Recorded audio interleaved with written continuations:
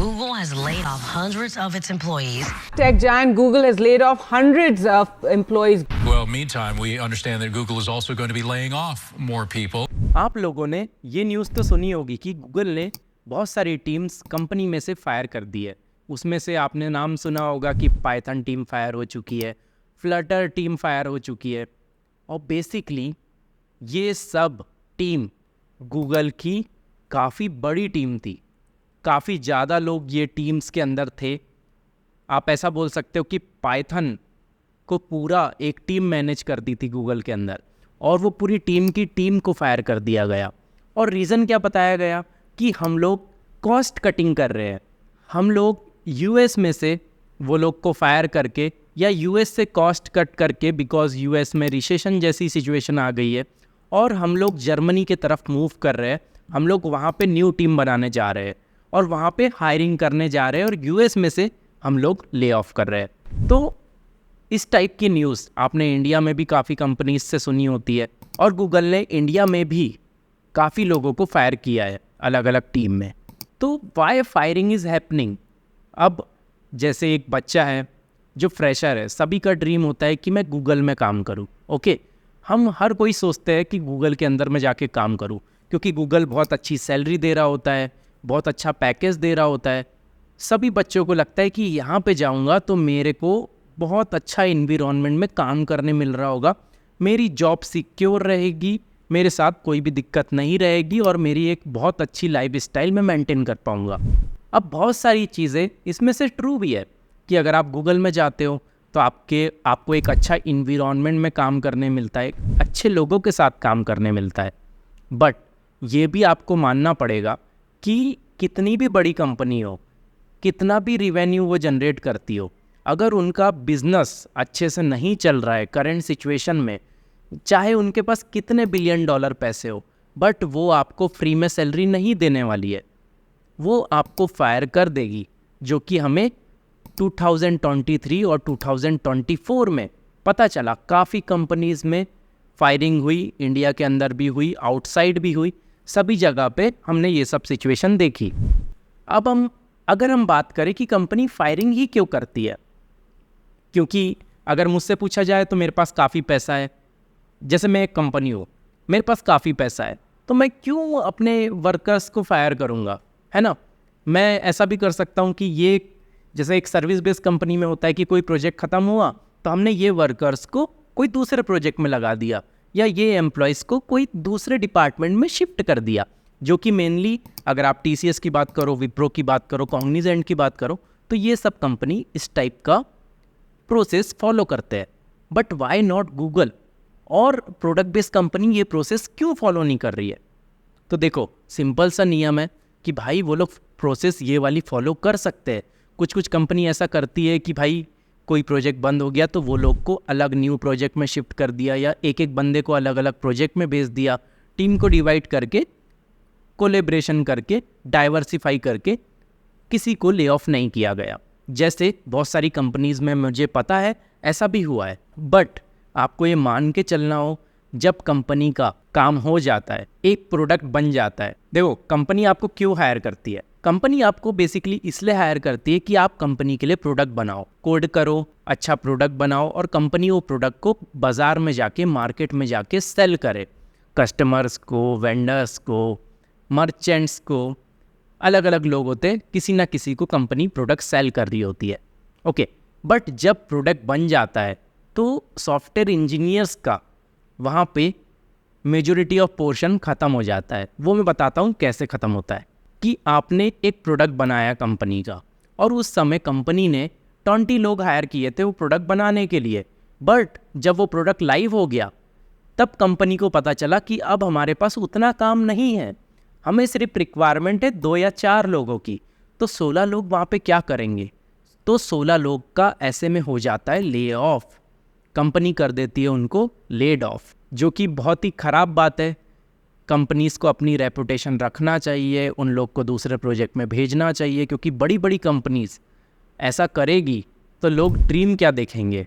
क्योंकि हमें हमेशा से, अगर आप Tier 3 कॉलेज स्टूडेंट हो या IIT वाले स्टूडेंट हो, कोई भी आप स्टूडेंट हो, कोई कॉलेज में हो इंडिया के अंदर या इंडिया के बाहर भी, तो सभी इंजीनियरिंग स्टूडेंट का ड्रीम होता है कि मुझे गूगल में, माइक्रोसॉफ्ट में, अमेज़ॉन में इस टाइप की कंपनी में काम करना है। बेसिकली आप बोल सकते हो कि फैंग लेवल कंपनीज़ में मुझे काम करना है। बट जब यही सब कंपनीज़ ले ऑफ करने लगेगी तो यार कौन ये ड्रीम देखेगा कि मुझे गूगल में काम करना है। ओके, इसलिए मैं बोलता हूँ कि जब भी आप कभी भी अपना ड्रीम अचीव करना चाहो तो आप चीज़ों को देख के इन्फ्लुएंस ना हो।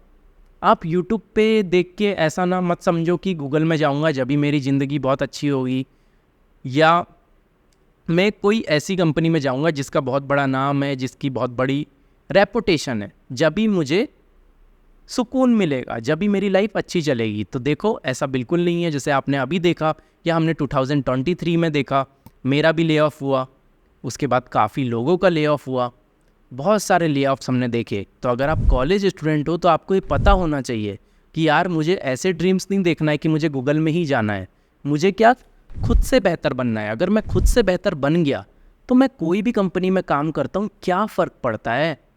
एट द एंड मुझे सैलरी चाहिए ना। कंपनी ऐसा तो है नहीं कि आप वो कंपनी में काम कर लोगे तो आप बहुत ही महान व्यक्ति बन जाओ, और कोई ऐसी कंपनी में काम कर रहे हो जहाँ पे उतना बड़ा नाम नहीं है बट सैलरी काफ़ी अच्छी है तो आप ख़राब हो जाओगे। ऐसा बिल्कुल नहीं है। आपको लोगों के हिसाब से काम नहीं करना है कि यार मैं गूगल में जाऊंगा तो लोग मुझे अच्छा बोलेंगे, और अगर मैं बेंगलोर के कोई स्टार्टअप में काम कर रहा हूँ जहाँ मेरी गूगल से भी ज़्यादा सैलरी है, वहाँ पे मुझे लोग ख़राब बोलेंगे, जहाँ मुझे बहुत ज़्यादा रिस्पेक्ट भी देते हैं एज एन एम्प्लॉई। तो सोचो आप क्या चूज़ करोगे, एक स्टार्टअप जहाँ पे 20 लोग की कंपनी है, 50 लोग की कंपनी है, बट आपको वहाँ रेपुटेशन मिल रही है बट नेम बड़ा नहीं है इसलिए लोगों को पता नहीं है, या गूगल जहाँ पे आप देख रहे हो ले ऑफ हो रहे हैं और बड़ी कंपनीज़ में काफ़ी ज़्यादा हो रहे हैं।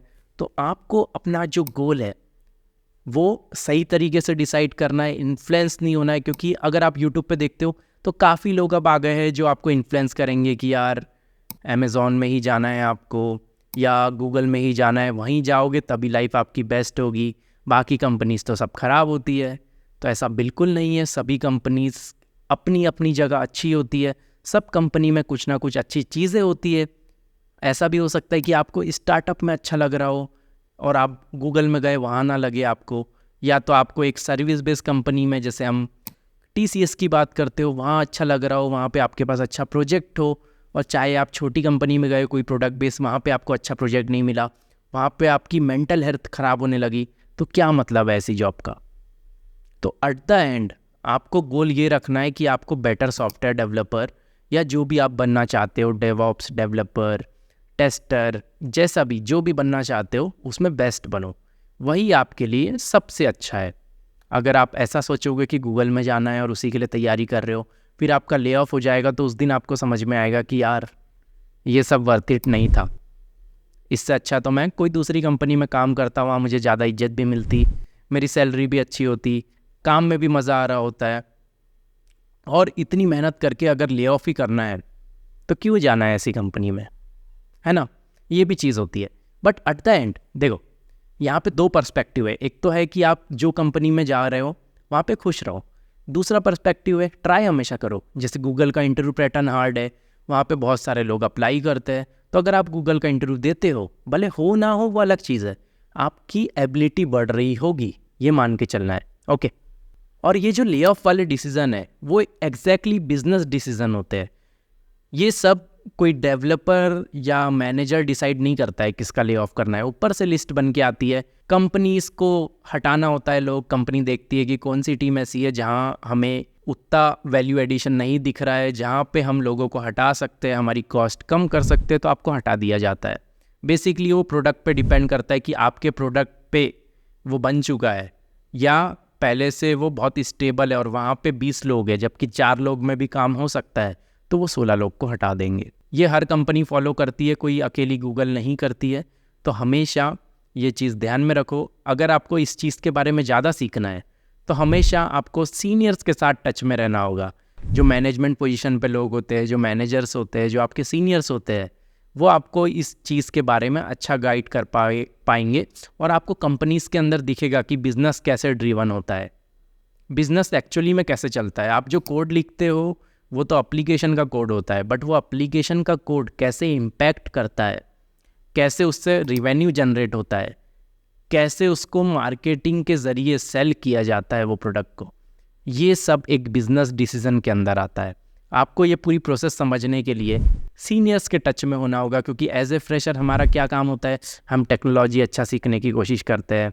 हम लोग ऐसा सोचते हैं कि टेक अच्छा आएगा तो हम लोग अच्छे सॉफ्टवेयर डेवलपर बन पाएंगे, बट आपको बिजनेस ड्रिवन चीज़ें भी पता होना चाहिए कि ये सॉफ्टवेयर का कहाँ यूज़ हो रहा है, किस फ्लो में कॉल होता है, कैसे हम रिवेन्यू जनरेट करते हैं, कैसा हमारा कोड ये दुनिया में इम्पैक्ट ला रहा है। और अब गूगल चाह रही है कि मैं जर्मनी में जाके फिर से सेटअप करूँ वहाँ पे, क्योंकि मुझे चीप लेबर मिल रहा है। और चीप लेबर तो आपको इंडिया में भी मिल सकते थे, और इंडिया से छोटी छोटी कंट्रीज़ में भी मिल सकते थे, जैसे पाकिस्तान हो गया, बांग्लादेश हो गया, और भी एशिया में कैसी कैसी कंट्रीज़ है, और भी दूसरे देशेस भी है, जैसे चाइना में भी आपको मिल जाते हैं। ओके, तो काफ़ी सारी कंट्रीज़ है। तो वाई जर्मनी, उन्होंने जर्मनी ही क्यों चूज़ किया? इंडिया में भी तो हायरिंग कर सकते थे। ये सब बहुत सारी चीज़ें हैं जो किसी को पता नहीं है।